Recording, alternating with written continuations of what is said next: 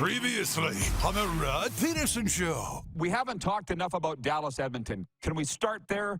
Game 3 tonight. What's your thoughts on the Western Conference Final? Well, I think, you have two powerhouses offensively. I think Dallas is probably a deeper team when you look at them as a whole, probably better goaltending. But I like Edmonton the way this series is shifting. They've proven that they can win some games with low scoring, and they have been better defensively.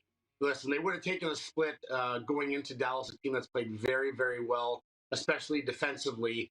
I love this going back to Edmonton. I like Edmonton tonight, and hopefully the big guys come to play because it's going to be an electric place in Edmonton, Alberta tonight. I can promise that.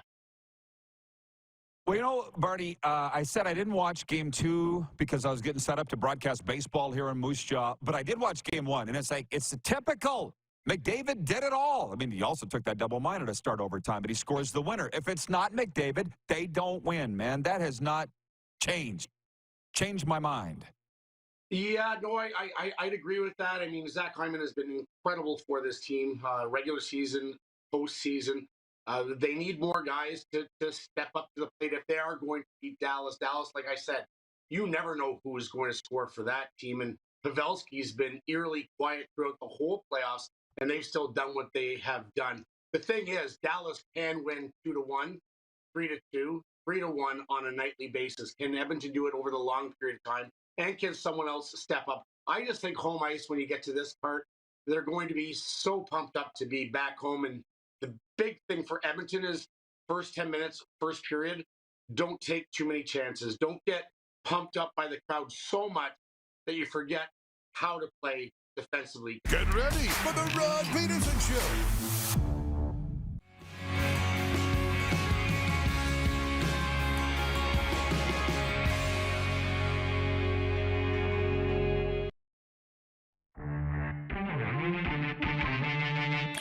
The BC Lions are thrilled to announce Curtis 50 Cent Jackson will perform at BC Place for the concert kickoff on Saturday, June 15th. How about that? Way to go, BC Lions and Amar Dolman. 50 Cent coming to town for the home opener and their concert series. Over to you, every other team in the CFL. This is the Rod Pedersen Show. Yes, it is. Bonus points for anybody that knew 50 Cent's real name was Curtis Jackson, because I did not. Welcome to the RP Show, everybody, for another day, coming to you live from the beautiful Moose Jaw Event Center, home of the Moose Jaw Warriors, who tonight face a do-or-die game at the Memorial Cup.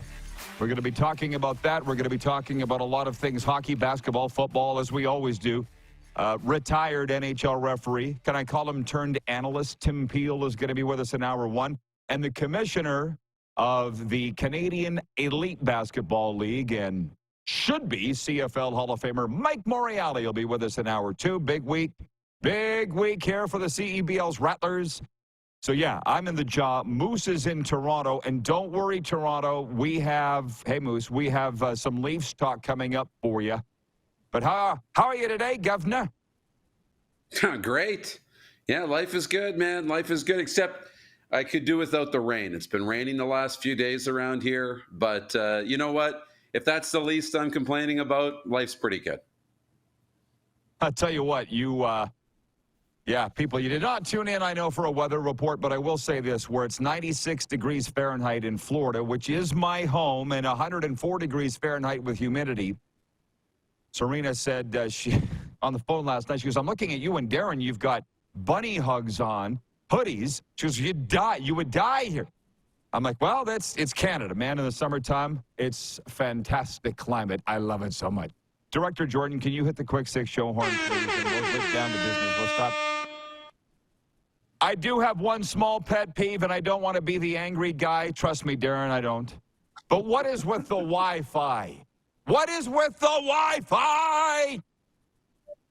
I got logged on. I was a Shaw guest.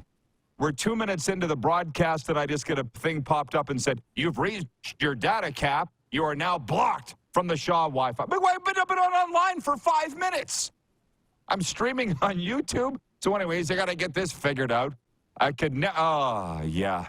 One thing about Wi-Fi in this province, it's the bane of my existence. Anyways, we move on to the big story. Darren, we got two big stories. Here's my big story. And there's another one coming up. It's the Stanley Cup playoffs from Monday night. Jason Robertson scored 3 goals, including a third-period marker at 11:54 that snapped a 3-3 deadlock. And the visiting Dallas Stars defeated the Edmonton Oilers 5-3 Monday night to grab a 2-1 lead in the Western Conference Final. Wyatt Johnston and Miro Heiskanen with an empty netter also scored for the Stars, who trailed 2-0 after the first period. Connor McDavid, Zach Hyman, and Adam Henrique scored for the Oilers. Game 4 Wednesday at Edmonton. We got a lot to unpack on that game. That's the big story. Before we look forward to tonight, and I can't wait to talk about that. Huge game for the Panthers.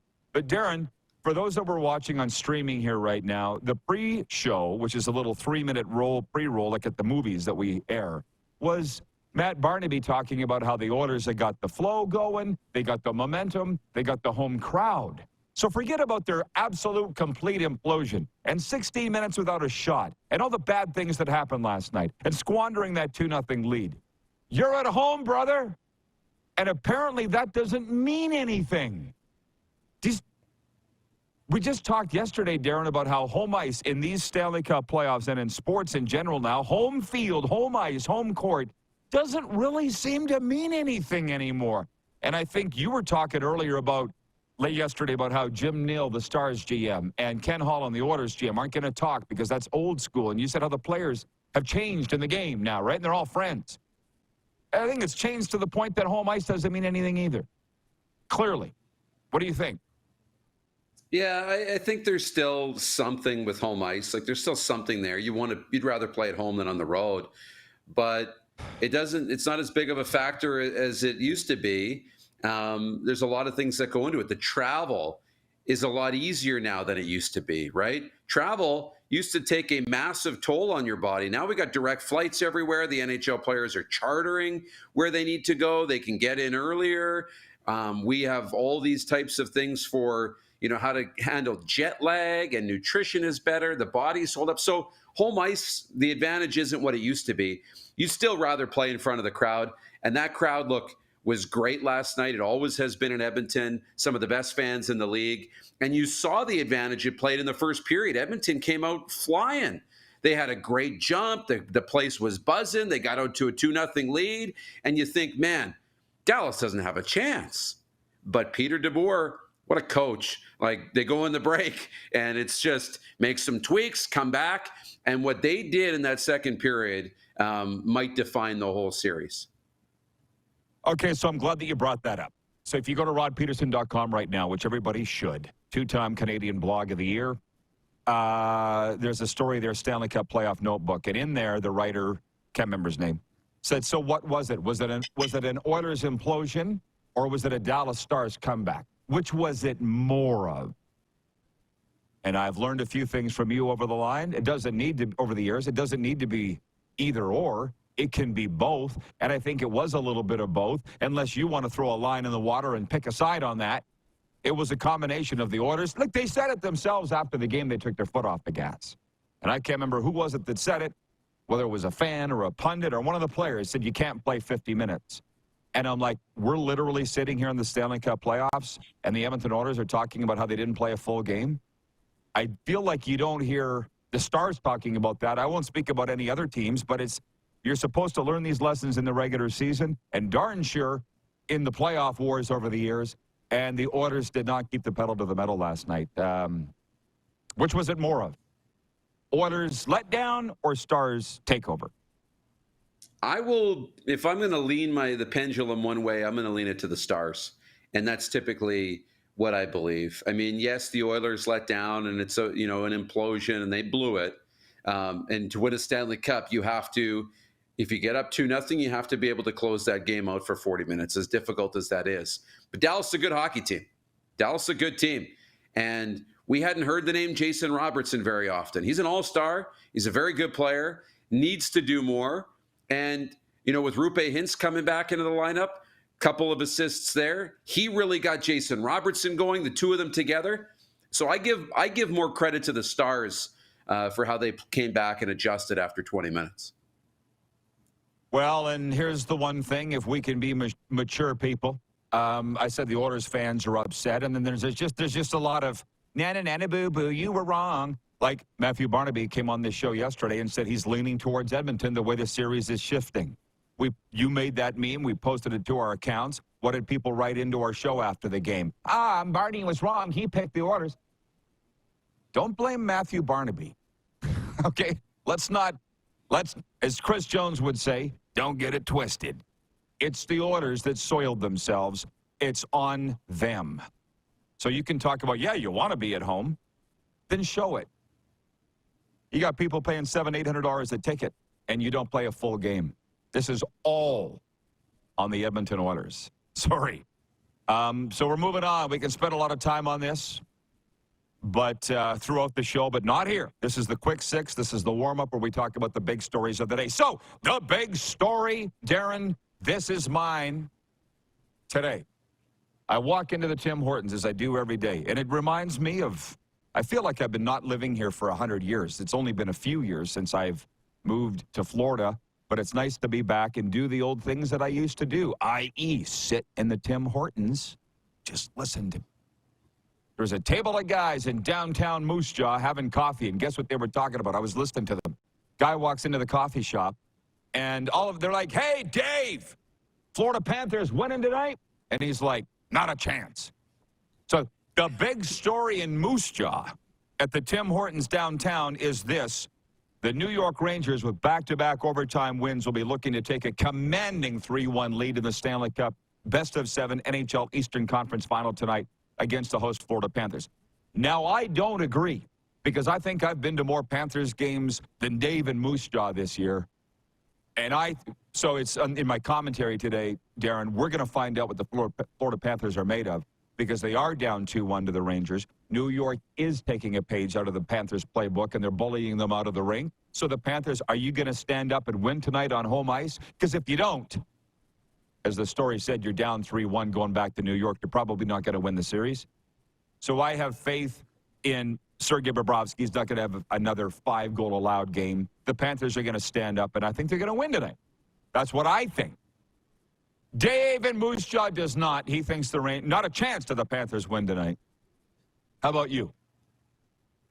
I think the Panthers will step up and win this game. I do.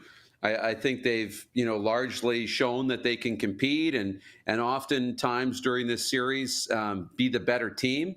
I think more often than the Rangers have been. I think so. And it's the same in the Oilers-Dallas series. The series is 2-1. If I look on social media and didn't know that, I would have thought it was 3-0 Dallas, and they were on the verge of a sweep. So same here. Like, it's not, the series hasn't gotten away from anybody yet, but it is a critical game. They call it the swing game for a reason. But I'll take Florida tonight. Well, sometime I think game 3 is the swing game 3 game. typically. But I guess in this series, yeah. But tonight it's game 4, and you're not wrong.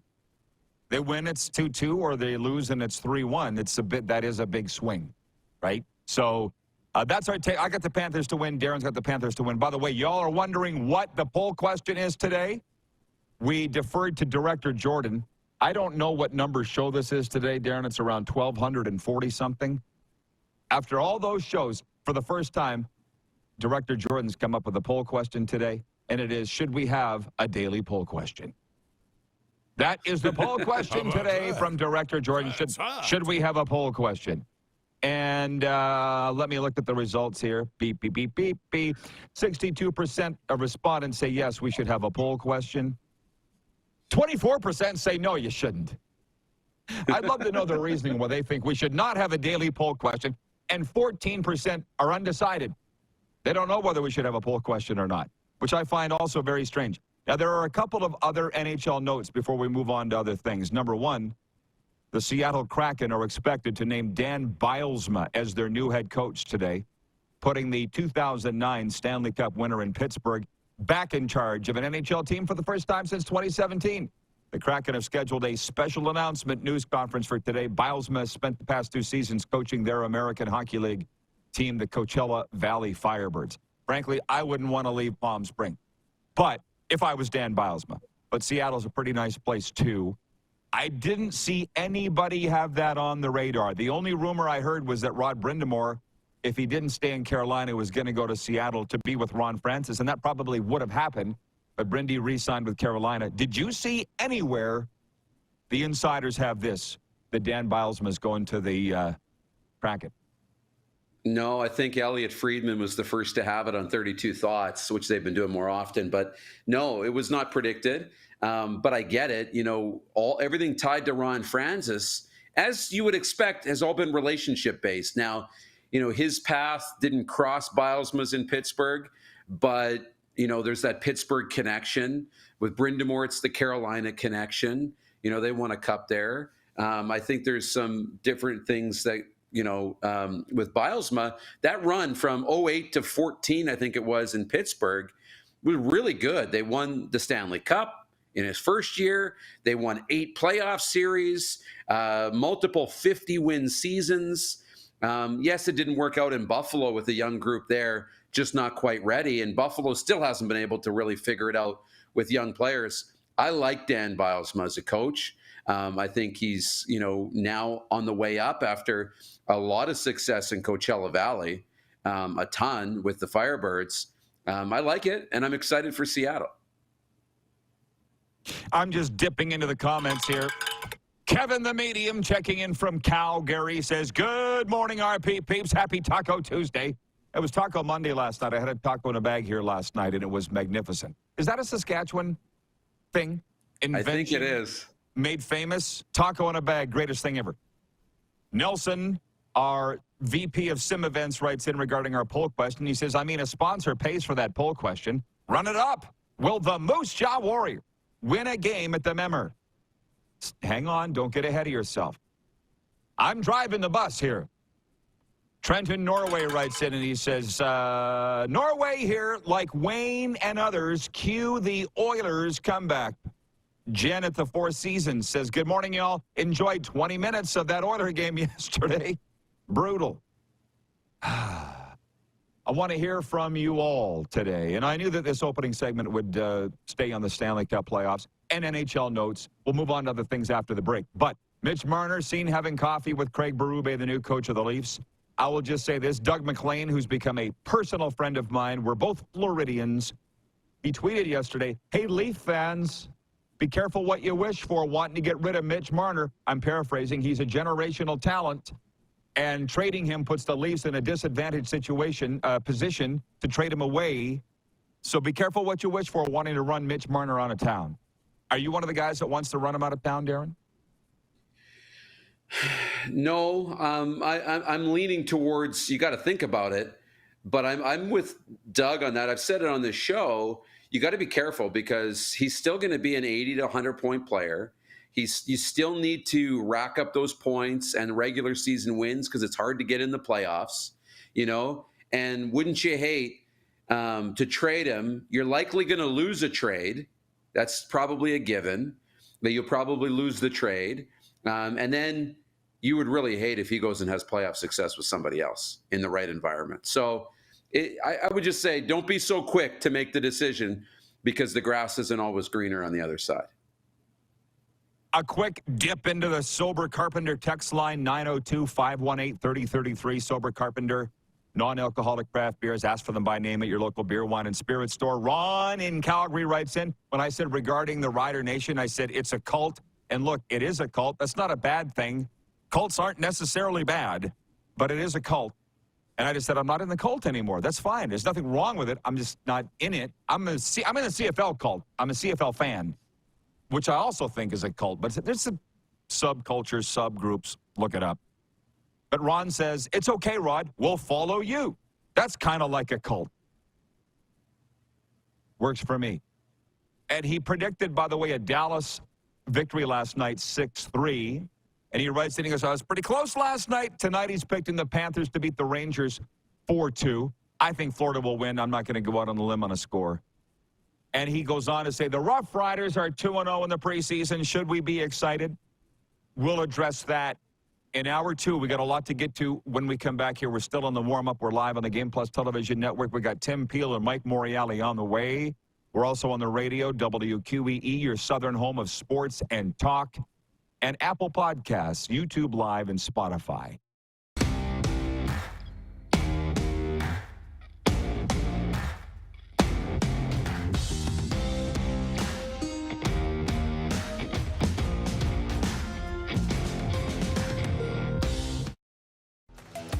The live sports experience is changing. Teams and facilities are under pressure to provide online and in-venue entertainment. IKS Live has the right team to deliver. We provide service across North America and produce the best fan experience, in the seats or streaming to you.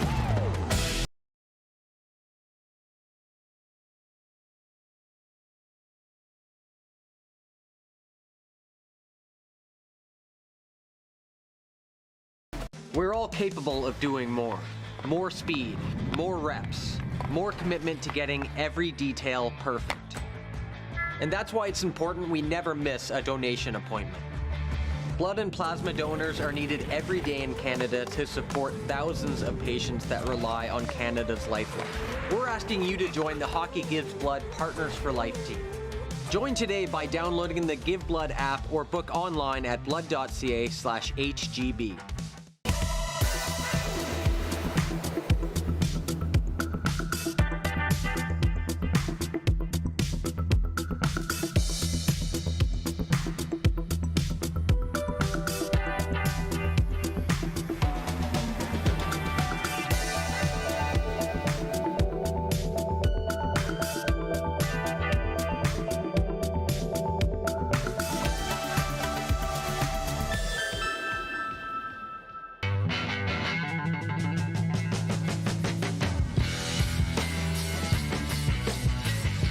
Did you know that you can help save a life? And you can start right now. Stem cells from male donors increase chances of positive outcomes for patients, yet they only make up 40% of our registry. Today, there are hundreds of people in Canada searching for their life-saving match. You can be a patient's best hope. Be a hero by registering with Canadian Blood Services Stem Cell Registry now. Does this look familiar? Your fans deserve an incredible arena experience. It's time for an upgrade. Stunning graphics. Revenue opportunities are just the beginning with our in-venue display systems and scoring technology. Let us help you find the best solution for your facility. EDG, always delivering the best fan experience.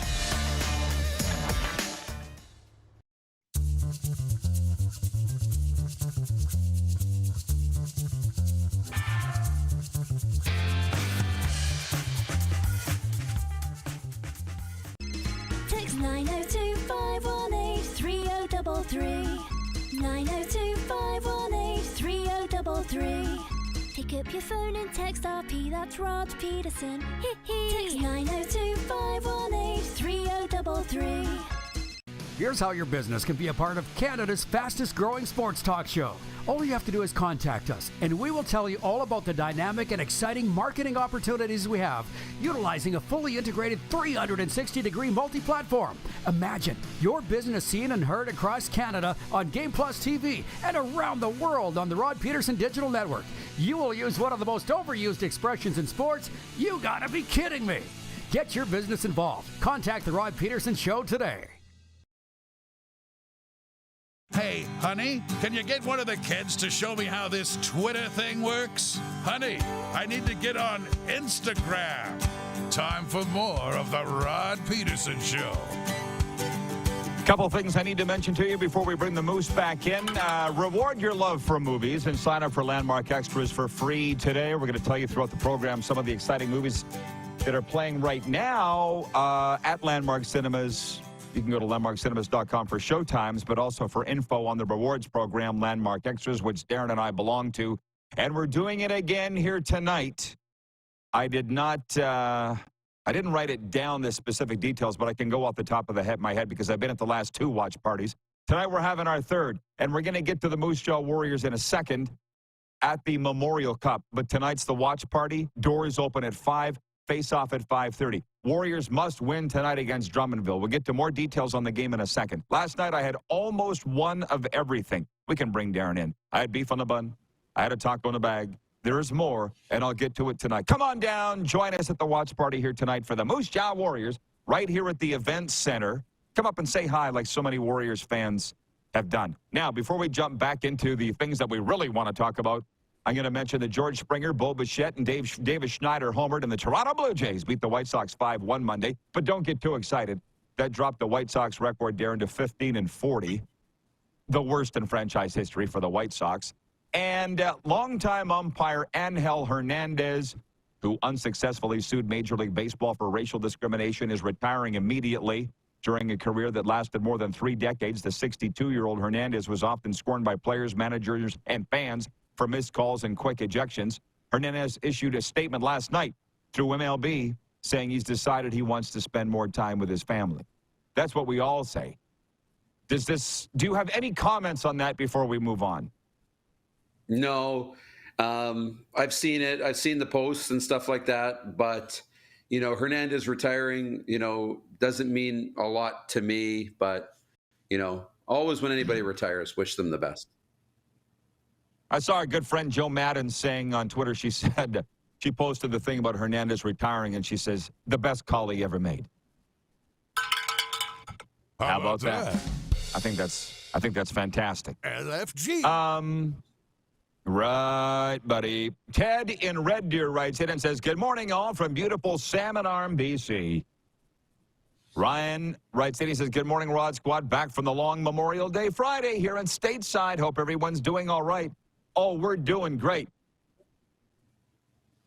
And hang on, Darren. We got some real fun things coming up. We talked about the Oilers last night, losing 5-3 to Dallas. Did they give it away, or did Dallas take it away?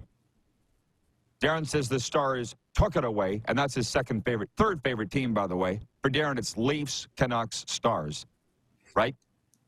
I'm saying it's a little bit of both, but I'm saying the Oilers let everybody down again.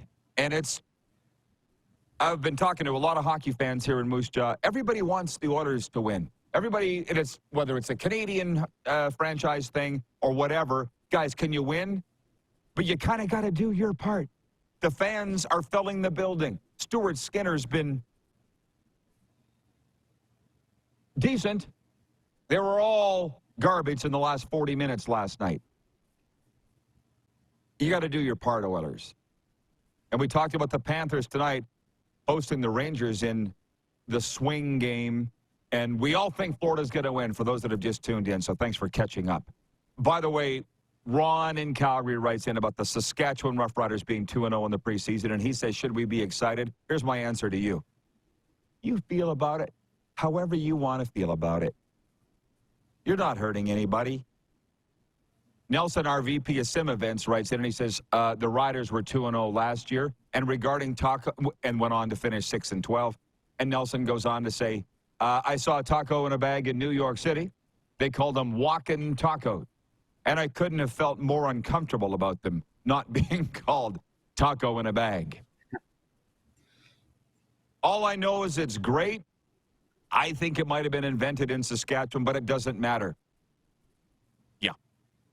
You know me, Darren. You've been around me long enough. I said to the kid, mixing up the tacos in a bag behind the till, I said, how many of these are you going to make tonight, bro? He goes, I made 32 already. And that was in the first period alone. How about that? Okay, moving along to the Canadian Football League because we're big CFL fans. The BC Lions are thrilled to announce Curtis 50 Cent Jackson will perform at BC Place for concert kickoff at the Lions home opener Saturday, June 15th against the Calgary Stampeders. Lions owner Amar Doman, friend of the program, said, quote, it's an honor to give our great fans the opportunity to see a world-class performer who resonates across multiple generations of music lovers. Concert kickoff has become a great tradition in Vancouver, and 50 Cent is our best one yet. 50 Cent's resume at sporting events is vastly impressive as he helped headline an unforgettable halftime show at Super Bowl 56 in Los Angeles with Dr. Dre, Snoop Dogg, Eminem, Mary J. Blige, and Kendrick Lamar, which awarded him an Emmy. So I love this a lot. People just love talking about entertainment, and so do I. And it's 50 Cent. I've seen this was met with universal support, which, by the way, how often in the CFL does that happen? You know, I can't remember the gal's name from Ottawa. She tweeted, I'm moving to Vancouver. Veteran CFL receiver Juwan Breskison said, can the Lions marketing department market the whole CFL? Now they had to open up the upper deck at BC Place because they're selling too many tickets for that home opener. Is it that hard? You know, I don't feel like it's that hard. So bravo, BC Lions, man. That's exciting. They had LL Cool J last year. We talked about it yesterday. I don't feel like it's that hard, but you got to do something. And that Amari is sharper than the edge of town, man. So what did you see for reaction to that announcement yesterday? Well, the reaction's really positive, and it should be. I love the reaction of the players. Rick Campbell announced it to all the players before it went out, and I thought the players loved it because it's big league. It's a big deal to be part of it and everything else, and it's all about who we associate with. That's ends up being our brand. So the Lions and Vancouver and the Grey Cup and now 50 Cent and all the rest, it's like they're the cool kids in town, which is really great. And it doesn't start by just bringing in a big name. Like Amar Doman started, this ball moving slowly, and you keep adding and building and building and building and introducing the concert series. And then you get the big name like 50 Cent, and it just continues to grow and add on it with a really strong foundation for success. So bravo, BC Lions, and we have a lot of BC Lions fans watching because they're writing us, and I appreciate that. You can write in now if you want, 902-518-3033. Here's my take on the Riders before we move on. The gentleman said, should we be excited they're 2-0? I was talking to somebody with the team when I was in Regina last week, and they said, hey, this team still has its problems, but the players really love Corey Mace. It's really all on Corey Mace, the new head coach. And some people think he's going to be able to turn it around, and the staff that he's put together, others don't. I'm looking at it going this way. The Ottawa Red Blacks really love Bob Dice. Just because you really love your coach, and he's a great coach, Bob Dice, Corey Mace has never coached before, but I think he's going to be okay as a head coach. I still don't think they're not going to be front runners. That's just how I feel. And the beautiful thing about sports is you have the opportunity to go prove it on the field. And that's what the Rough Riders have to do. So before they do that, I won't expect that there's going to be a turnaround. That's my take on that. Now, to the member, because we've got a lot of people tuned in today for the Memorial Cup coverage. I mean, we followed Junior all year, but this is the time of year that the whole country perks up. Sam O'Reilly had a goal and an assist. Denver Barkey and Easton Cowan each chipped in with 2 assists, and the London Knights defeated the Moose Jaw Warriors 5-4 at the Memorial Cup Monday night. We watched it here at the watch party at the Moose Jaw Event Center. Ethan Semenuk scored twice for the Warriors, who have lost both their games so far at the Dow Event Center. Here's the thing. They got down in a hole in both of those games and then had to claw back and almost, had to pull their goalie and almost tied it. But they've lost. Doesn't matter. Again, this isn't the time for learning lessons. Warriors play the Quebec champion Drummondville Voltigeurs tonight in a battle of 0-2 teams. The losers going home. The winner goes to the semifinals. So you can say the playoffs have started at the Memorial Cup, Darren. They have. Moose Jaw has to win tonight against Drummondville. And again, you could have beat London last night. You could have. You were good enough to beat them. You were good enough to beat Saginaw on Friday night, but they took a while to get their legs underneath them. And I don't know how you feel about this, but I was sitting with some Warriors fans here, some guys that I actually played senior hockey with back in the day. And when they went down 4-2 to London last night, guy leans back, oh, they're tired. They're tired. All those overtime games caught up to them. I'm like, you can't do that. You can't do that. Because then they battled back. You can't. Oh, they're tired. Say whatever the hell you want. I'm not buying it. They're good enough. And tonight's their last chance. What do you think? It's going to be a tough one tonight. The Q traditionally playing very well at this tournament, but Drummondville 0-2. So, both of these teams I would expect to be extremely hungry. We talked about it before. I mean, sometimes, you see a team that climbs their mountain to win the league title and then, just don't have it at the Memorial Cup. Whether that's legs, tired, or you're emotionally spent because it takes so much to win a league title. But you know what? Lay it all on the line tonight. You played last night. This is your chance for your back-to-back. No excuses. And it should be a good game anyways. It should be a good game. One of these teams is going to live to play another day. I just hate excuses from anybody. So the second they started to lose, they're tired. Hey, if that what makes you feel better, cool.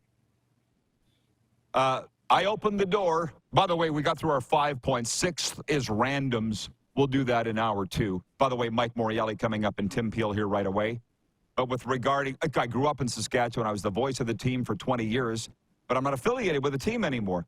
But still, Rider fans watch this show, and that's cool. Ken from Kelowna writes in, and he says, Ken from Kelowna says the start of the second period with Ben shooting face-off into the Oilers' end and attacking was the sign they were going to attack the period.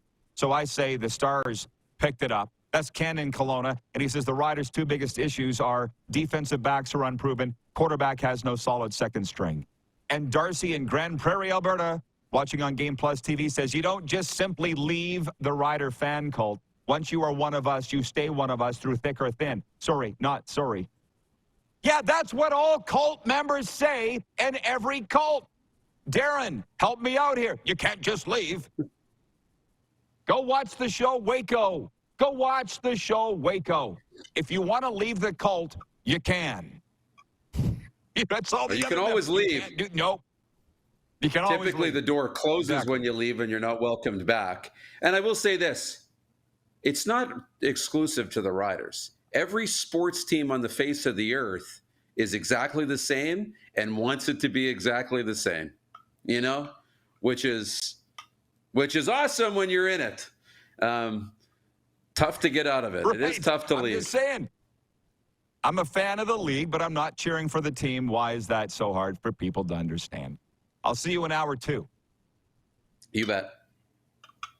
Tim Peel's next. I can't wait. Referee turned analyst. That's what I'm calling him. I hope he's okay with that.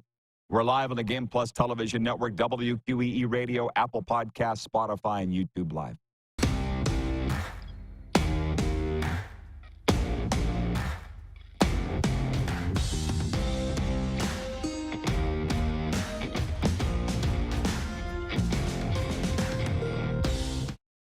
IKS Game Day wishes to congratulate the City of Estevan and Affinity Place on their brand new center ice display. This state-of-the-art score clock features 5 LED faces with full motion graphics, scoring integration, and our new Halo mounting system.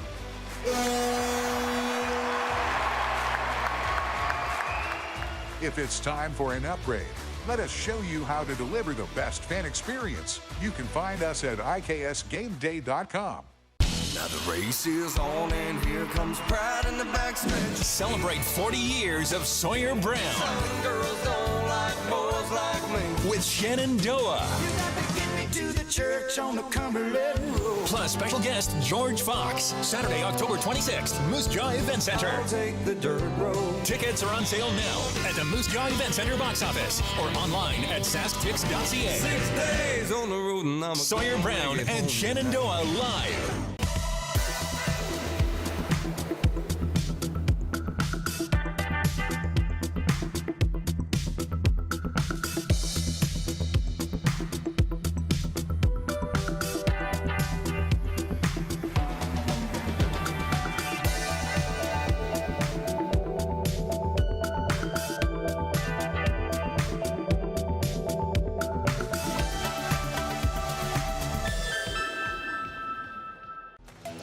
The live sports experience is changing.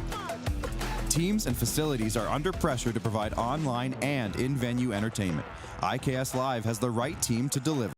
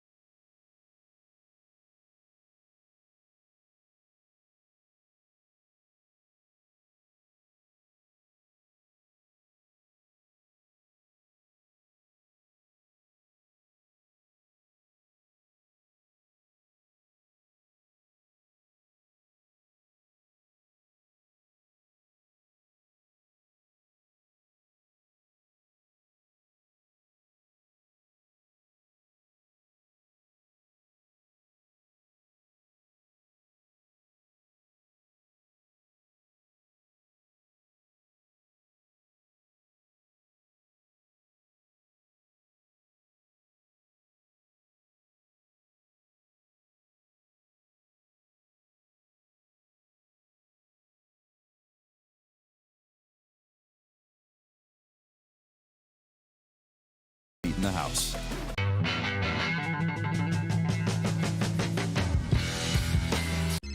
Text 902-518-3033.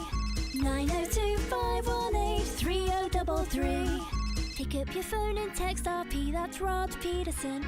Text 902-518-3033. Business owners and marketers. Okay, we know you think we're pretty cool. That's why we want you to share in the coolness factor. Partner with the Rod Pedersen Show and market your business every weekday to sports lovers just like yourself. Take advantage of our many cost-effective commercial and promotional opportunities. Tell the world about your business. Yes, the world. Thanks to Game Plus TV and the Rod Pedersen Digital Network. Contact us today and find out how you can be a part of Canada's fastest-growing sports talk show, The Rod Pedersen Show.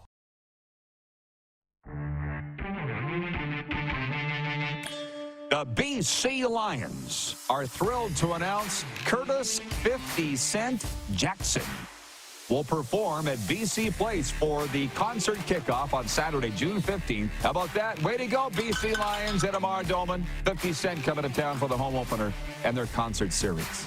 Over to you, every other team in the CFL. This is the Rod Pedersen Show. Hi, everybody. Welcome to Hour 2 of the RP Show. I can guarantee you we are going to have big fun here in Hour 2. I know it. I got some great stories. We got some great messages from the viewers. And Moose rejoins us. I feel like that was like the fastest hour that we've ever had out of the 1,240-some shows. I see, Darren, you pulled the clip of me talking about the Oilers soiling themselves last night in Game 3. What kind of reaction is it getting out of the gate? Are they mad at me at Edmonton, or do they agree? Have you got a sample size? I have no sample. I can't imagine there's reaction yet, but give it a few hours. Give it a few hours. It'll get there.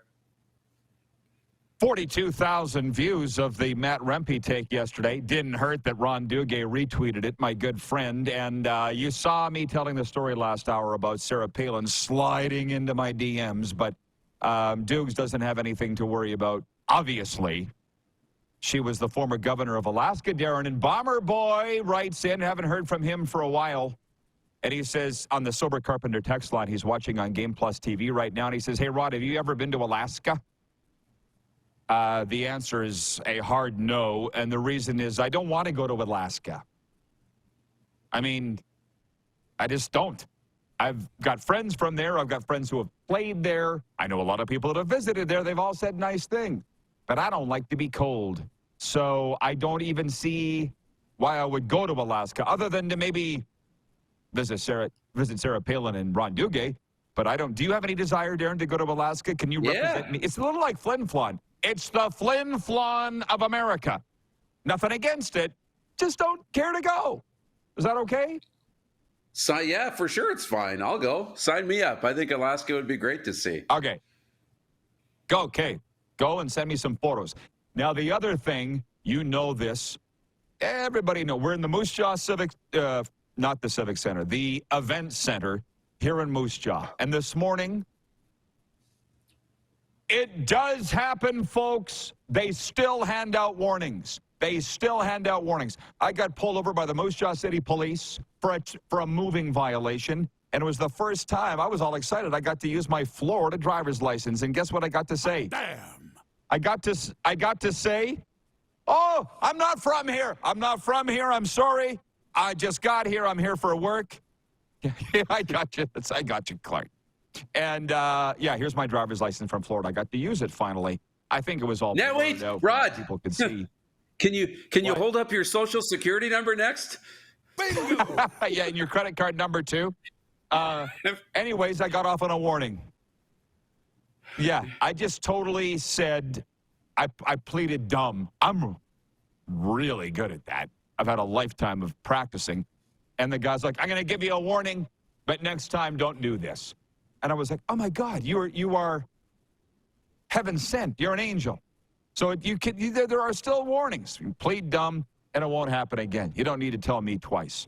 So, yeah, I'm loving my time in Moose Jaw. We're going to be here all summer, and it couldn't be better. Which, by the way, here's the recap of what we've talked about so far.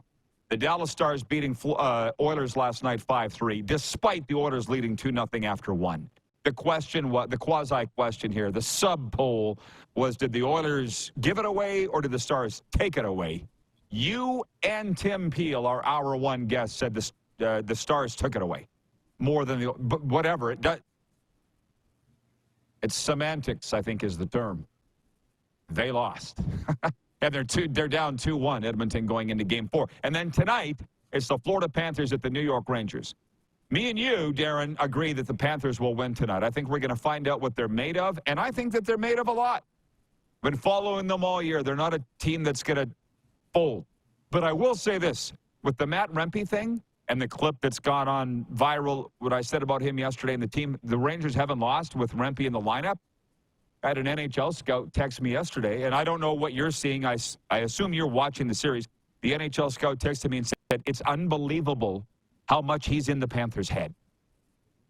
But the Panthers, Matt Rempe, that is. He only played at 6 minutes in Game 3. They've had 2 days to get over that. I don't expect he'll be in their heads tonight. I don't. I think the Panthers will run the show. But I think they were a little surprised at him in Game 3. What do you think that dynamic will be tonight in Game 4 in Sunrise? Yeah, I expect Florida to try and block that out, but it does change the way you play a little bit for sure. And that's how New York is able to, counteract what makes Florida tick. And Florida is pretty heavy and can get under your skin a little bit, but they are also highly skilled. I think Florida has to just continue to do what they do. And not worry about, Matt Rempe. He's going to do his thing, but you're going to have your chances. You're going to have your shots. You're going to control the flow of the game. You just need to bear down. Igor Shesterkin is the Florida Panthers' biggest problem right now. It's not Matt Rempe. I think it's Igor Shesterkin. Oh, for sure. From John Ohm in Winnipeg, he says, Tim Peel, great guest. And he says, Rod, why don't you get the former governor of Alaska on the show? No, I don't want to. She's my friend. We DM, but I don't want her on my show. Here's who I do want on the show. Clint Black. He's performing here at the Moose Jaw Event Center. I keep wanting to say Civic Center. June 26th. Clint Black celebrating 35 years of Killin' Time. Yeah, we're working on that. I didn't tell you, Darren. But we're working on getting Clint Black on. Taylor Sluka writes in and says, hey, Rod, what's your CFL West Division predictions? Here they are. BC, Winnipeg, Calgary, Sask, Edmonton. Read them and weep. Do you want to rip yours off, Darren, before we move on? Sure. Winnipeg, BC, Sask, Edmonton, Calgary, I think. How about that? Oh, how about that? That's hot. Reg in Winnipeg regarding me being pulled over for a moving violation here in Moose Jaw. He says, you mean you didn't use the phrase, don't you know who I am? Darren, you've been with me every day almost for 6 years. Have you ever seen me use that? I've never used that. If you think that I would use that, you don't know who I am. Troy in Toronto writes in and says, Dan Bilesma is the new coach of the Kraken. Has he been in hiding? No. He has been coaching their American Hockey League team in Coachella, Palm Springs, the Coachella Firebirds, and having success there. Yeah, we covered that last hour. Bomber Boy adds, the Panthers will win it tonight if it doesn't go to overtime. I also want to mention, we talked about the Memorial Cup. We're huge fans of junior hockey. Finally, everybody cares in the country. For the 9 days out of the year, everybody's engaged in what's going on in the Memorial Cup. And it just so happens tonight, the Moose Jaw Warriors have to beat the Quebec League reps Drummondville to move on. Because if they lose, they'll be coming home. I've been at many, many Memorial Cups. Once you lose out, you go home. We don't want that to happen for the Moose Jaw Warriors. We're hosting another watch party here tonight. I've been at the prior 2. Tonight we'll be here again. Doors open at 5, face off at 5:30. We got concessions, food trucks, fun for the whole family. There's that. NBA tonight, Dallas looking to sweep the Timberwolves. The Blue Jays are at the Chicago White Sox. WCBL, Darren, the Saskatoon Berries. That's your adopted favorite team. I'm telling you right now, the Saskatoon Berries are home to Regina. Their first ever home game tonight at Cairns Field. Lethbridge at Weyburn, Sylvan Lake at Okotoks. My Moose Jaw Miller Express don't play until Wednesday night there at Brooks. And then we're back here on the weekend for 3-3. Fort McMurray comes to town Friday, Saturday night, 7:05 first pitch at Roswell's Park. 2:05 matinee against the Weyburn Beavers. And there are no games in the Canadian Elite Basketball League tonight, but Wednesday, Edmonton is at Ottawa and Scarborough is at Calgary. Later on this hour, Mike Morreale will be joining us, the commissioner of the CEBL and should be Canadian Football Hall of Famer. John Gloa, producer to the Stars, writes in. He says, I often say I'm Rod Pedersen when I get stopped by the police. Oh, yeah, that'll get you a long ways, for sure. Interesting thing in officiating. We've talked a lot, Darren, on this show over the years about officiating and how much I don't like talking about it because it doesn't really matter what we say, I don't think. But I don't know how much you paid attention to the interview with Tim Peel, but he explained how you can have a hooking penalty or trip or whatever, stick infraction, and an embellishment. I don't know if you were watching that interview, but he basically is saying the foul happens, it's happening, and then the victim embellishes it. And the only reason they changed it from diving to embellishing was the Players Association didn't like the term. But I always kind of thought that. And I was at one time a certified hockey official. I've let that lapse, so apparently I'm not certified anymore. But is that kind of what you thought on that call? Because it doesn't really make sense. You could have a hook and a dive, but he explained how you can. Yeah, I've seen it. It doesn't get called that often, but I've seen it get called, and I understand how both can be called. Both can be true at the same time. You know, as soon as the stick gets anywhere near your feet, the player's going down. But, you know, if the player didn't go down, he was going to trip you anyways. You know, like both things can still be true. It's rare, but it does happen. And, yeah, I understand it. You know what? It's becoming less rare. I want to see, I've personally seen it called probably 4 times in these Stanley Cup playoffs, embellishments. And this is the problem that I have. Look, I want the Florida Panthers to win. I want them to win a Stanley Cup. I'm sorry, I do. It's where I live. It would make life a lot easier for everybody if the Florida Panthers won the Stanley Cup. But I don't like the way that they dive. Anton Lundell was called for diving the other night. Evan Rodriguez laid on the ice and rolled around, and Tim Peel brought that up after the elbow from Jacob Trouba. That's not diving. I don't know what you call faking injuries. I don't like that. That's not the way the game's supposed to be played. I don't like that my team does that, diving and faking. However, I also understand it. It would be nice if we could all win and play by the rules of Marcus of Queensbury and win with our head up in class. But that's just not going to happen. And we live, Darren, in a win-at-all-costs society. And if you lose, people lose their jobs. If you win, you're a champion forever. You make a lot of money, and life's great. So I get why they do it. But how do you – I just don't like it. You? I hate it. Yeah, I've never been a fan of diving. Yeah. I really don't like it. At the same time, as much as I don't like it, I understand it because power plays, while last night and in this series haven't been – in the Oilers-Dallas series haven't been a huge factor. Power plays in the playoffs are like gold. If you can get a power play, that could completely be the difference between winning and losing. You know, we're not seeing it really in the conference finals. I mean, Dallas had a 4-minute power play in overtime at game 1, you know, to win the hockey game, didn't. But power plays are so important that I understand why somebody would dive. I still hate seeing it because it's just an integrity thing for me. Hey, and listen, we're going to do what we do. I don't really know what we're trying to do here on a daily basis other than entertain, and I think we do a really good job of that. But you just talked about power plays being gold and special teams. So, like, literally, you should come to a game with me in the press box. And both Sunrise and Tampa Bay, and I love those guys, I do, that I sit beside, but they're like, oh, the Panthers scored 76 5-on-5 goals, blah, blah, blah, blah, blah. You know, I don't say anything because I don't want to be rude. But I'll say it again. I'll say it to you.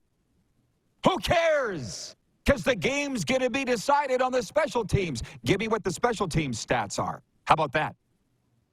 And then my all-time favorite was somebody wrote me the other day about this Matt Rempe clip that's gone viral we talked about yesterday.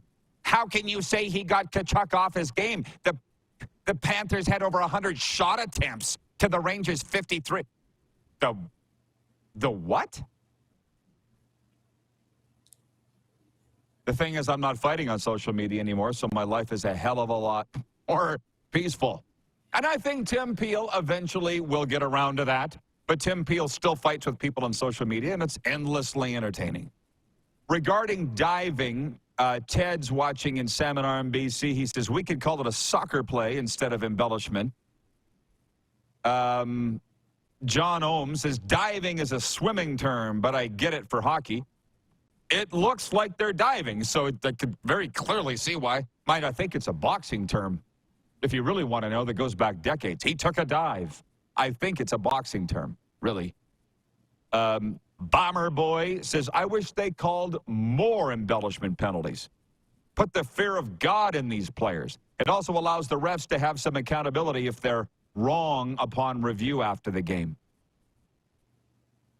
Yeah, I'm not going to argue that, but to make a definitive call on the Jacob Trouba elbow, they had to slow it down, Darren, as you know, frame by frame by frame. And you guys are going to sit there and seriously expect the referees to make a call in real time?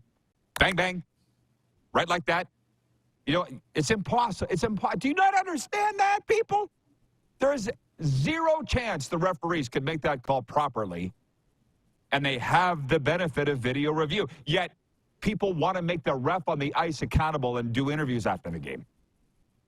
People I thought I respected in the game. You know what I mean? Why did you make that call? Well, they were going 107 miles an hour. That's why. Okay, hang on. We'll be right back. We are live on the Game Plus Television Network, WQEE Radio, Apple Podcasts, YouTube Live, and Spotify.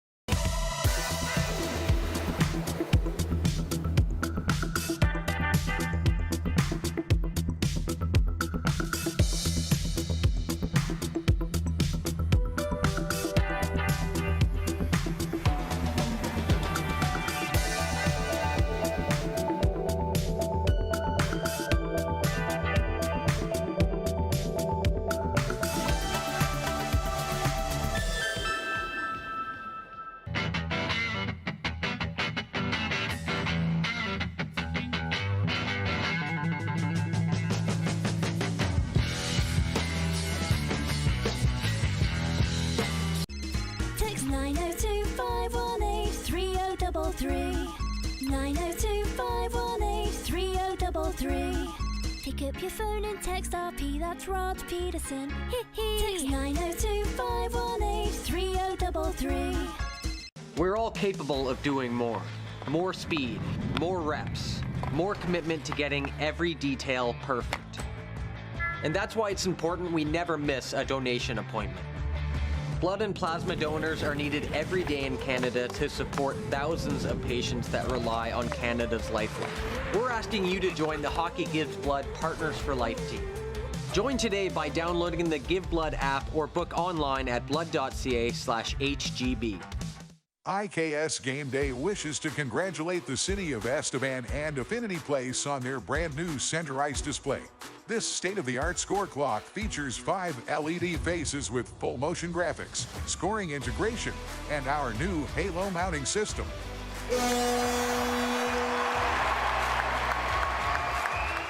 If it's time for an upgrade, let us show you how to deliver the best fan experience. You can find us at IKSGameDay.com. The live sports experience is changing. Teams and facilities are under pressure to provide online and in-venue entertainment. IKS Live has the right team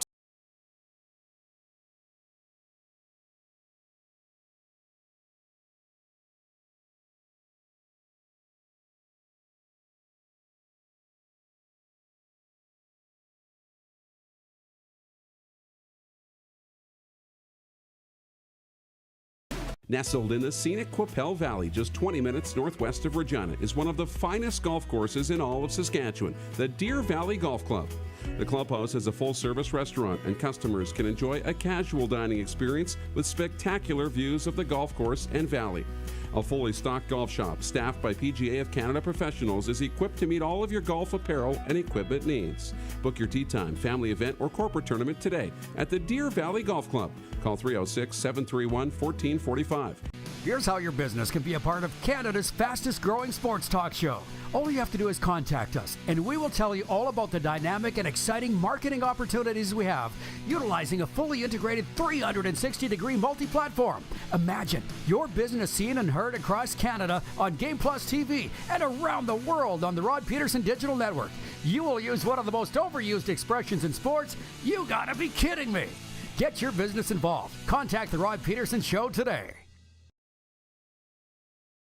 Send us your opinions now. We won't victimize you unless you really deserve it. Now, back to your host, Rod Pedersen. Hi, everybody. Welcome back. Welcome back. Hey, tonight, let's hope it's not the last watch party that we're going to be holding and hosting here at the beautiful Moose Jaw Event Center with Clint Black coming to town June 26th. But tonight, I digress. It's the final round-robin game for sure for the Moose Jaw Warriors at the Memorial Cup. They're taking on Quebec League champion Drummondville. Doors open at 5, face-off 5:30. Food and drinks here, $5 at the door. I didn't mention that earlier. All proceeds go to the food bank. I'll be here. Come on up and say hi. Go, Warriors, go. Yes, I said it.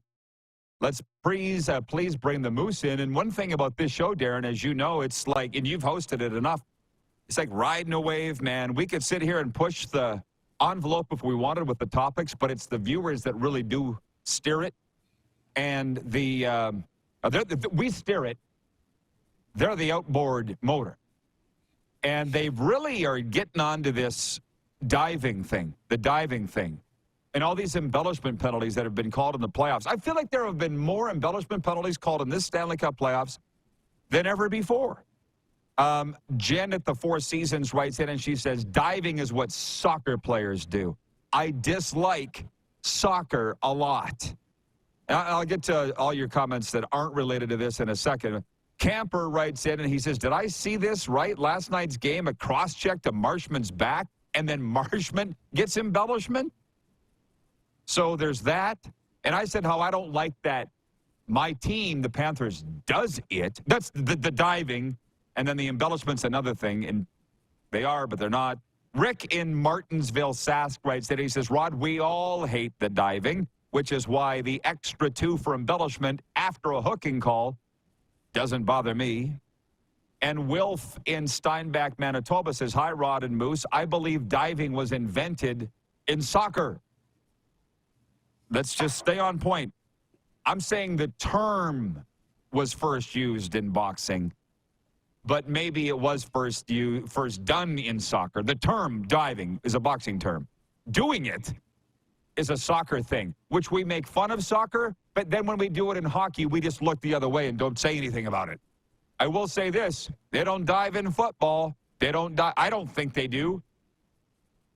You know more than me, Darren. No. Do they dive in football? No, never. No, I don't see diving in football at all. Absolutely not. Yeah. No. So Jeff in Yorkton says it was a dive. There were harder cross-checks not called. But I guess that's the point, is it's infuriating. Well, no, I shouldn't say that. I shouldn't say that. What would you call this? Labor Day Classic 2018. I'm calling the game. We got Chris Jones coaching our team, the Saskatchewan Roughriders. The Winnipeg Blue Bombers got Paul LaPolice. Remember this? Late in the game, the Bombers are coming down the field. We're trying to stop the clock, and we're out of timeouts. And our guys were dropping like flies with injuries, which stops the clock. And Paul LaPolice was like losing his mind, whatever the situation was. And I thought it was funny. But Lapo did not. I think he complained to the CFL afterwards. Would you call that diving? What would you call that? Poor sportsmanship. No, I wouldn't call that. Yeah, I wouldn't call it diving. We see that in football. Guys take a knee, and coaches, when a guy's a little hobbled, coming off the field, he'd be like, no, just go down on the field so we can get a little timeout in game.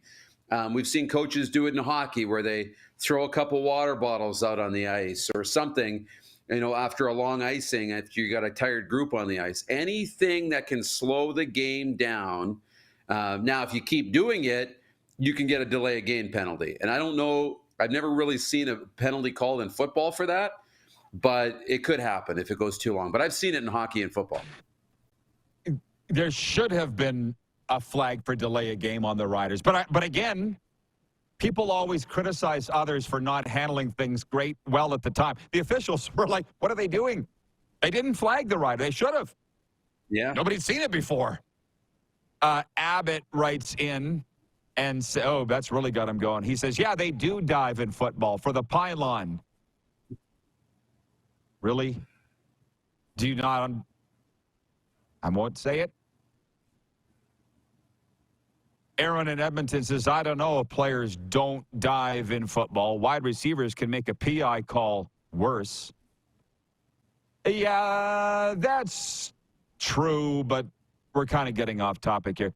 Regarding Twitter and arguing on social media, which I don't do at all, and I'm so glad that I don't. I never really did, but at times I did shoot back at people. Now I don't do it at all. And I got this wonderful fresh start with the Panthers podcast, so I don't fight with anybody at all down there, and it's going great. Allie in Texas writes in, and she says, I will not argue with idiots on the internet. Has become my motto. I will not argue with idiots on the internet. Has become my motto. I've had to delete a lot of posts, but I've been pretty good lately. Well, that's a good motto. My other one is the Bart Simpson. You saw the one that I made. Haters are just jealous. Haters are just jealous. Haters are just Bart Simpson writing it on the chalkboard. That's kind of my mantra. Haters are just jealous, which I don't think there's any doubt about that. John Ohm. Just for fun, audience questions here, Moose. He says, as a side note, Rod, how do you like calling baseball as opposed to football and hockey? Let me tell you a little story. Last night I was sitting at a table here at the Warrior Watch Party, and there was a guy. He goes, I heard you were coming to broadcast the Miller Express games. I thought it was a joke. And I'm like, no. I'll say it again because a lot of people are asking, how did this happen that you got into the Western Canadian Baseball League? I said I wanted to get out of Florida for the summer, wanted to come home. So I did. And I came to Moose Jaw with my friend Joe, and he didn't run the Moose Jaw Miller Express, but he works with them. And he says, hey, we're looking for a broadcaster. Would you be interested in calling the games? I'm like, I've never done baseball before. And he goes, you'll learn it. But I did play it, and it was fun, growing up. So scoring, that stuff never leaves you, Darren, by the way. It never leaves you. I haven't scored a baseball game in 40 bloody years. But I'm sitting there, it's fun. And if you want to know something, they've given me my own broadcast booth. So I'm all alone in there. And I like that. I don't want people listening to me. But, Rob, there's thousands listening. No, I don't want anybody looking at me. I don't know how you are with that, but I have my own booth. Nobody in there. I can do whatever I want. I love it. I really like it. I didn't think I'd like it this much. Yeah. Good. It should be fun. That's the idea. It should be a lot of fun. Baseball is difficult, though, because you got to tell a lot. Well, you're good at telling stories, but you got to have a lot of stories and a lot of filler. And it's very little about the balls and strikes, but it is fun and relaxing, and hope you're having a good time. Yeah, they're paying me way more than they should because I'd probably do it for nothing. Don't tell anybody. And it's been fun. It's a lot different than the others, like you say. Why not continue with the audience? We're having so much fun here. Just regarding the diving thing, Wayne in BC makes the point. He goes, in boxing, I think they call it taking a dive so the bettors can get an edge in betting. Right. What I'm saying is the term comes from boxing. Darren, am I speaking another language that they're not getting? What did I screw up here? I'm not sure. But I'm curious. Yeah, like that might be the first place it started was boxing, because that goes back a long time. Just the term. That's all that I'm saying. Diving. Although it could be like taking a dive. I find it really interesting that Tim Peel said last hour, and by the way, Mike Morreale's coming up, the commissioner of the CEBL, next segment, that the Players Association got together and they didn't like the term diving. We don't like being called divers, so we've come up with the term embellishing. Can you change the name of the call to that? My God, that is the problem with sports, which does mirror life. It's kind of like this. Well, I got charged with DUI, but I got off on a technicality because I hired a great lawyer. Cool. Did you do it? You know what I mean? We don't like being called divers. Yeah, but you're diving. So that's the kind of stuff that drives my bus. By the way, before Mike Morreale comes on, Thursday night, they're going to go after an attendance record at SaskTel Center, and I'm going to be there. Do you kind of wish you were going to be there, Moose, at SaskTel Center? Like, is that something you'd be interested in? I think it's the Edmonton Stingers in town against the, it's the Saskatchewan. Like, this is the fun thing they got going on in the Canadian Elite Basketball League. Winnipeg set the attendance record last year in their inaugural season. Then Calgary upped it this year in their home opener against Edmonton. And then this Thursday night, which was, so it was 11 and change in Winnipeg, then it was 12,000 plus in Calgary. And you know that barn in Saskatoon can hold 15,000. Probably more for basketball because you got floor seating. That's what you want as a league. You can sit and talk about the technical stuff all you want. We do that in hockey and a lot in football, but we don't all know basketball. I just know it's fun. So I hope do you have any plans to get out to the games in the East this year? I hope you do. Yeah, absolutely. You know, it's a fun league to be around. It absolutely is. And basketball is a fun sport to be at in person. And, you know, the different game day atmospheres. And it's a very much, you want to be in the venue type of sport. As great as it is to watch on TV, it's even better in the building. And yes, they got a good thing going. Season's off to a good start. So really good for them. That's where I got hooked on basketball, was watching the Saskatoon Slam Pro in the early 90s. The Atlanta Hawks and Minnesota Timberwolves had a preseason game there in about 93, 94 in that facility. And then when I got into the WHL and we would go down to Seattle and Portland, I would go to the games there. So I don't know anything about it. I could never broadcast basketball. I have a mental block when it comes to the rules of basketball. Baseball I can do because I played it. Yeah. Ryan in New York says, I've done some alternative play-by-play on YouTube, and I've had the most fun calling baseball games. And John Ohm says, great to hear Rod on the baseball. I'm hearing all this AI stuff. I have heard this. They're going to do AI for Bob Cole, and you could see how they would do it. Bob Pass, the legendary Hockey Night in Canada announcer, but that they would take all his calls, put it into a broadcast, and Bob Cole would be alive again off AI. You know he could do it because that's the way he called games. McDavid scored! Everything is happening. You could do it and nobody would know through AI. But that's just with Bob Cole. I don't think you could take a basketball game or a baseball. Well, maybe baseball you probably could because it's so darn slow. Randy's watching at Overtime Hockey Lanes in Calgary. By the way, I see you got memberships there at Overtime Hockey Lanes now. Check them out on their social media, Overtime HL, on Instagram and Twitter, Facebook as well. So $99 a month. Come down and shoot thousands of pucks. Genius. How did we not think of that earlier? Anyways, Randy writes in and says, when you are embellishing and crying in your hands, you are unable to get the culprit's number for retribution. He's just saying, don't dive. Just don't. I never did it as a player. I don't know. But some guys are okay with it. All right, Moose, I think you're done. We'll let you go. Okay. You have a great afternoon. Au revoir. Thank you. We're going to talk some hoops and all of sports with the great Mike Morreale, the commissioner of the Canadian Elite Basketball League, when we return We are live from the beautiful Moose Jaw Event Center. Watch party here tonight at 5:30, catching the Warriors in Drummondville at the Memmer. We'll be right back on Game Plus Television, WQEE Radio, Apple Podcasts, Spotify, and YouTube Live.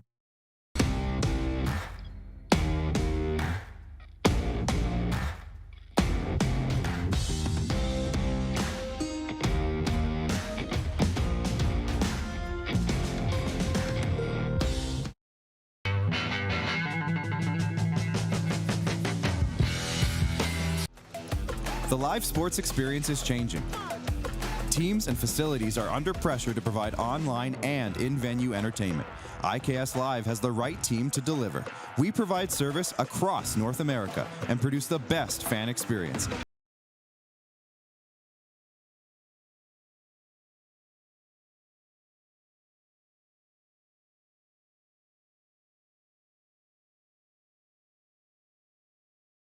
The house.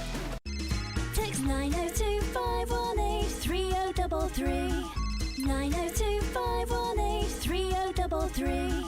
Pick up your phone and text RP, that's Rod Pedersen. Text 902-518-3033. Did you know that you can help save a life? And you can start right now. Stem cells from male donors increase chances of positive outcomes for patients, yet they only make up 40% of our registry. Today, there are hundreds of people in Canada searching for their life-saving match. You can be a patient's best hope. Be a hero by registering with Canadian Blood Services Stem Cell Registry now.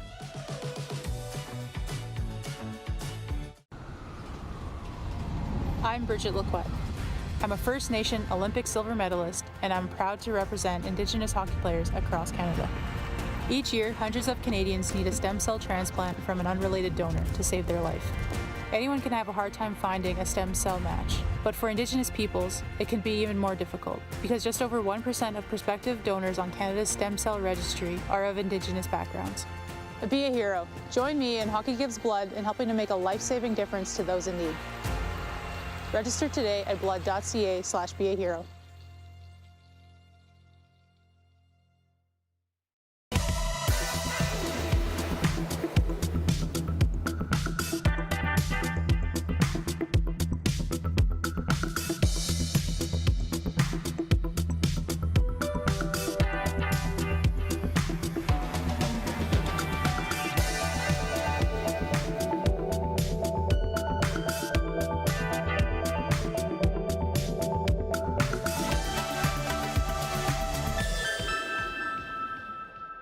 Hi, my name is Logan Stankoven.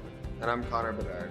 We're both Hockey Gives Blood player ambassadors and proud to be blood donors. There are thousands of patients each year in Canada that rely on a generous stranger to save their life. Please book an appointment today to donate blood at blood.ca/HGB.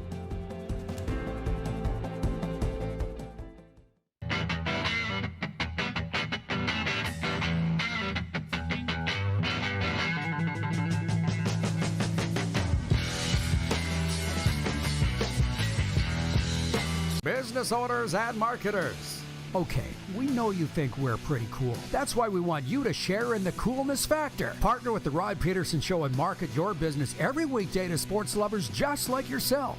Take advantage of our many cost-effective commercial and promotional opportunities. Tell the world about your business. Yes, the world. Thanks to Game Plus TV and the Rod Pedersen Digital Network. Contact us today and find out how you can be a part of Canada's fastest-growing sports talk show, The Rod Pedersen Show. Oh, yeah, he's back. Time for more of the Rod Pedersen Show.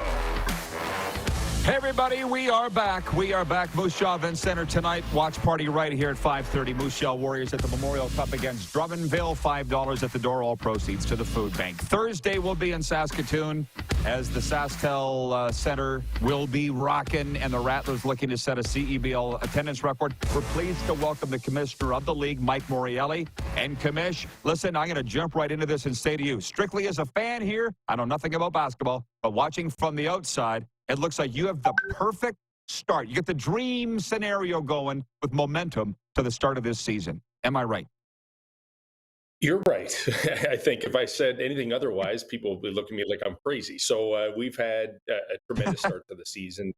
We continue to get better year in and year out on the court, off the court, fans in the stands. So I am very grateful for all those people that are coming out to watch Canadian basketball. I think that's the real interesting part here. This is like a made in Canada experience, played by talented Canadians, but, sprinkled in with obviously really good imports and internationals. But it's exciting to see how it's turned out so far.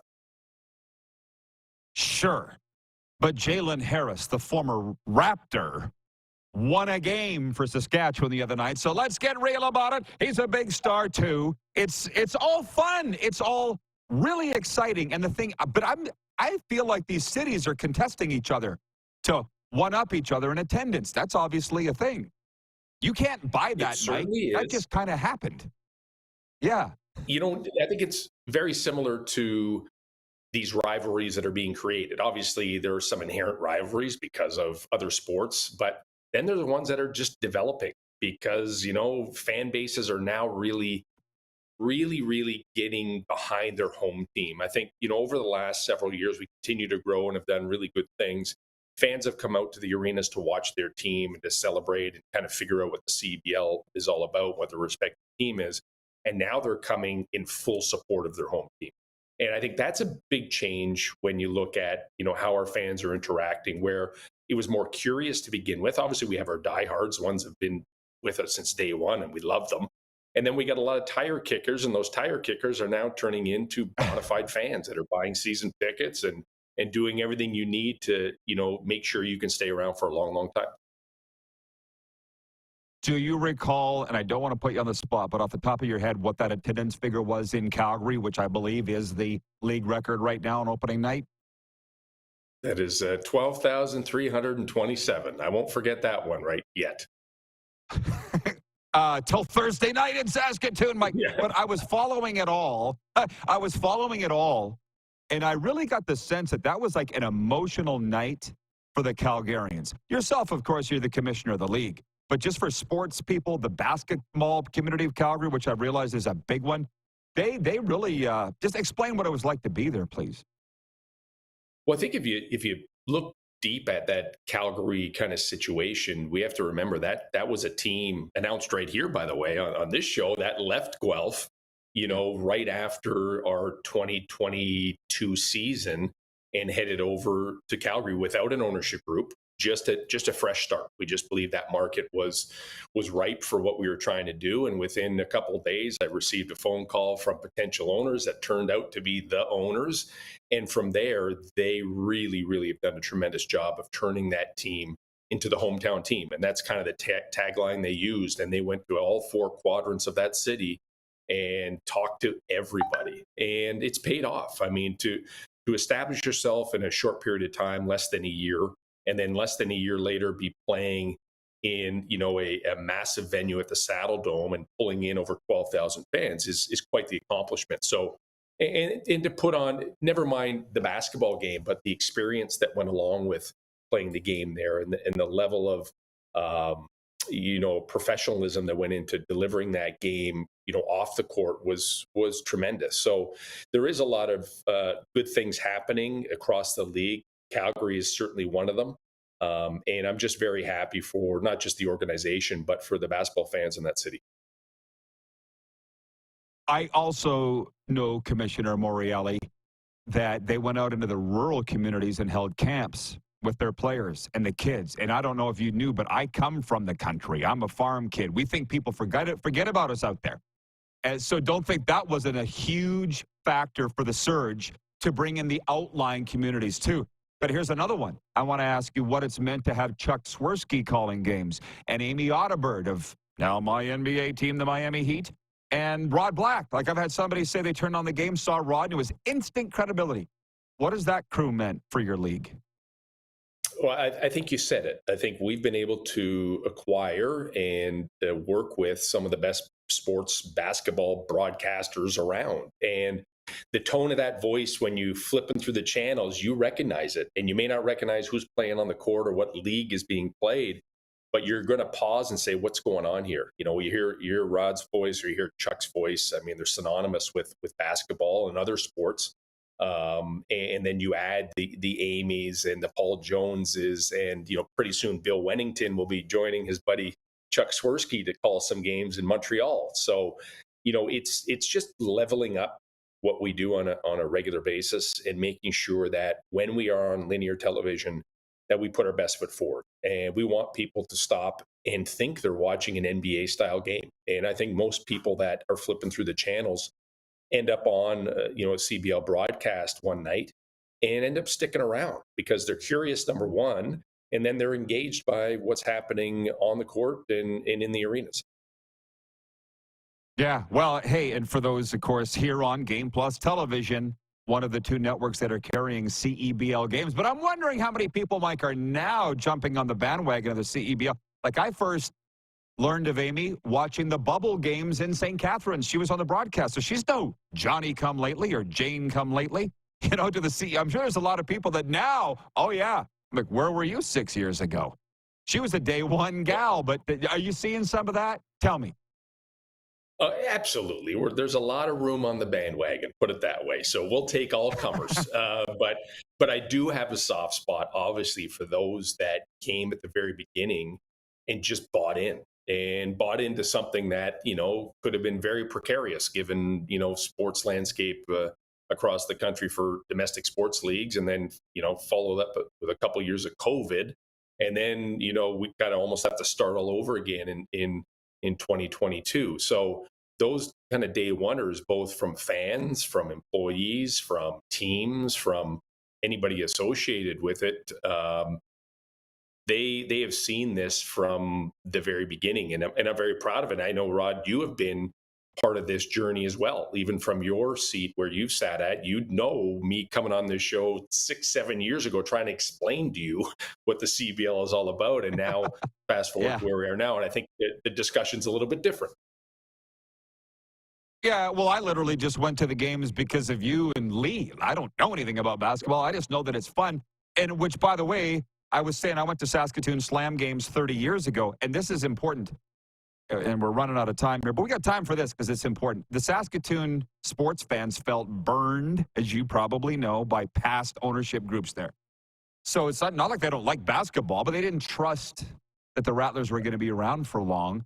And somebody said to me the other day, they're like, I hope this league lasts because it's great. I said, it'll last if you go. Buy a ticket.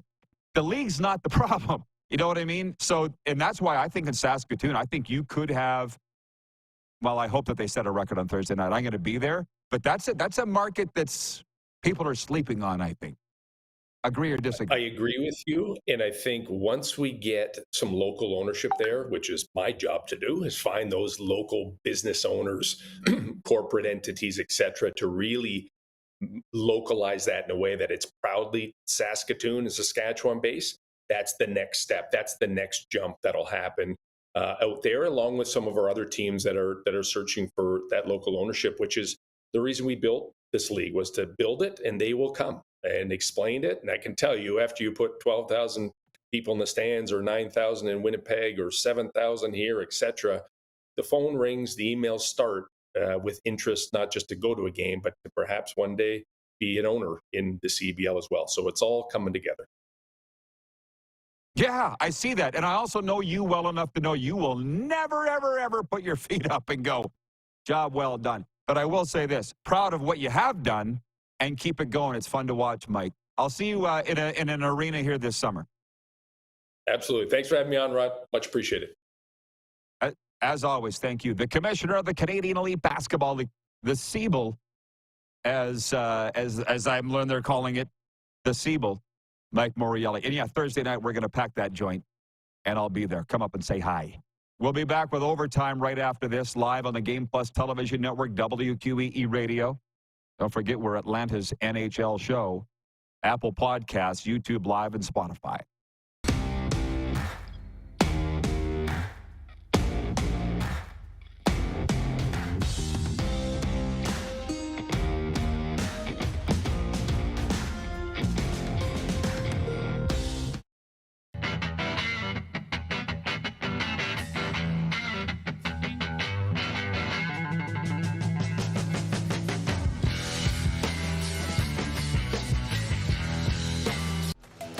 The live sports experience is changing.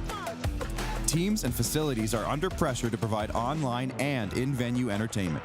IKS Live has the right team to deliver. We provide service across North America and produce the best fan experience in the seats.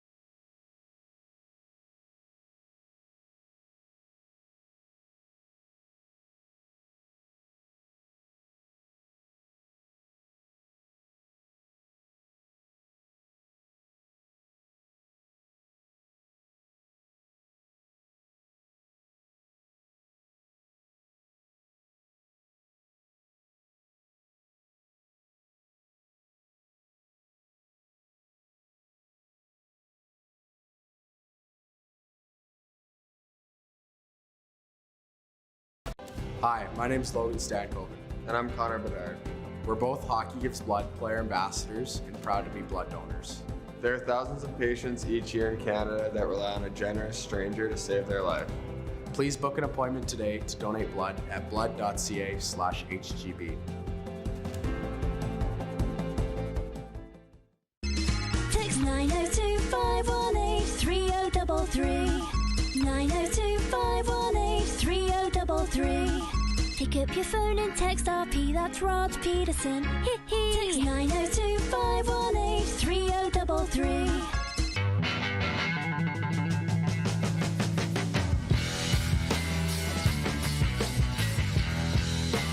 Here's how your business can be a part of Canada's fastest growing sports talk show. All you have to do is contact us, and we will tell you all about the dynamic and exciting marketing opportunities we have, utilizing a fully integrated 360-degree multi-platform. Imagine your business seen and heard across Canada on Game Plus TV and around the world on the Rod Pedersen Digital Network. You will use one of the most overused expressions in sports. You gotta be kidding me. Get your business involved. Contact the Rod Pedersen Show today. You got something to say? You want to add to the show? What are you waiting for? Don't just sit there. Say something. Now, back to the studio with Rod. All right, yes, the studio is the Moose Jaw Event Center. That's where we are. And June 26th, by the way, Clint Black is coming, celebrating 35 years of Killin' Time. Clint Black. We're hoping to get him on the show. Wouldn't that be something? That's the plan. A fun poll question today comes from our producer, Jordan. Should we have a daily poll? That's the poll question. 73% of you lovely people saying yes. How about that? Yeah, which I knew. We all knew the answer. We just wanted to hear it. Also here tonight, 5:30 face-off, watch party from the Memorial Cup, Warriors in Drummondville. Doors open at 5. I'll be here. Come on up and say hi. All proceeds go to the Moose Jaw Food Bank. Just footnotes from the interview there with Mike Morreale, the commissioner of the CEBL. Bomber Boy writes that he says, let's go Sea Bears. Camper in Winnipeg says, I haven't gone to a Sea Bears game, but they're sure drawing crowds here in the Peg. Dale in Winnipeg says, great show, all. I bought season tickets for the Sea Bears. What a great time. Jack loves it. More than the Jets or Moose, Gold Eyes are close. Enjoy your day. That's from Dale. We continue to be very big in Winnipeg. And clearly so, too, is the CEBL. Jeff in Calgary writes in and he says, YYC rules. Well, they currently hold the attendance record of the CEBL. That's the thing I was meaning to get to with Morreale is you can't buy that. You literally can't buy that hype where the cities are trying to outdo each other to set new attendance records. That's what they have going on, and we're only 10 days into the new season. Wild. Not even that, a week. Allie in Texarkana writes in, she says, great show as always, RP and squad. Have a great day, everyone. We're not done yet. We got 5 more minutes. That's an eternity in this business, especially for our audience. Monty in Saskatoon says, go, Saskatoon, go. Baseball. Yeah, the Berries are home tonight to Regina. Their home opener. How about that at the Cairns Field? Well, while we're on the baseball train, the Toronto Blue Jays are in Chicago for the second game of a 3-game set against the White Sox. The Jays won the opener 5-1 Monday. Toronto sends ace Kevin Gausman to the mound against Chicago's Mike Clevinger. Derek White's tie-breaking three-pointer with 43 seconds left gave Boston the lead, and the Celtics closed out a 4-game sweep of the Indiana Pacers 105-102 to reach the NBA Finals for the second time in 3 years. Dallas could join them with a win over Minnesota tonight at American Airlines Arena. Bill Walton, who starred for John Wooden's UCLA Bruins before becoming a Hall of Fame center for his NBA career, and one of the biggest stars of basketball broadcasting, has died. The league announced that Walton died Monday after a prolonged fight with cancer. He was 71. Here's an interesting story about that. I had my guy Chris from the Bronx write me today. He's one of my best friends in Florida. And he's like, did you know Bill Walton? And I'm like, that's how he talks. Chris is like, do I really sound like that? Yes, you do. I'm like, no, I never met Bill Walton. I get a real kick out of this from my Florida friends. They think that I've been everywhere and done everything. Not that. Met most of the football guys, all of the hockey guys, but basketball, yeah, no. And it's quite interesting, if you care, I feel. I know there's a lot of Americans watching this show. That's what the ratings tell us. But they are like football, baseball, basketball, all even. They all follow them. And then hockey's fourth. But they still follow it and know about it. They're just not as passionate about it as they are of the other 3 sports. So Bill Walton, a giant. And when my gang gets together, that we meet every Thursday night in South Florida, which, by the way, the nicknames of the guys in that gang is very similar to the show Louder Milk on Netflix.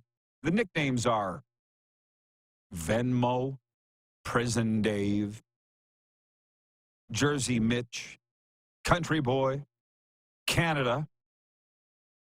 We got some very interesting nicknames of our gang. And they're generally talking, like when Bobby Knight died, they talked about that for an hour. I didn't have a whole lot to add. Sports Updates brought to you by Landmark Cinemas. Now playing at Landmark Cinemas. If, from writer and director John Krasinski, If is about a girl who discovers that she can see everyone's imaginary friends and what she does with that superpower as she embarks on a magical adventure to reconnect forgotten ifs with their kids. If stars Ryan Reynolds, John Krasinski, Kaylee Fleming, Fiona Shaw, and the voices of Phoebe Waller-Bridge, Louis Gossett Jr., and Steve Carell. Now playing in Landmark Cinemas, If. And for Common Crown Brewing Company, turning your everyday common beer into a unique and exceptional experience, visit commoncrown.ca. As our guy Ryan Baracco says, our technical director, isn't that what he is, Clark, or technical producer? Something like that. Baracco says, know thyself. I'll never forget him saying that, and I do. And what I mean by that is I'm really enjoying this time of year now because there's not all these games to focus on. We got one tonight in the NHL, Rangers at Panthers, and I've taken the Panthers to win. One in the Memorial Cup, Warriors versus Drummondville. We'll be watching it on that screen right here at the watch party. Come join us and say hi. One game. Because my mind can only focus on one thing. And then, of course, there's the Blue Jays at the White Sox, as we mentioned. The T-Wolves at the Mavericks looking to stay alive. The WCBL games. Man, what a great show. Appreciate you joining us for it. A big thank you to Tim Peel and Mike Morreale and for our entire crew. We'll do it all again tomorrow, and that's going to be big fun, too, right here on Game Plus and Key Radio. See you then. How about that? Who has more fun than us?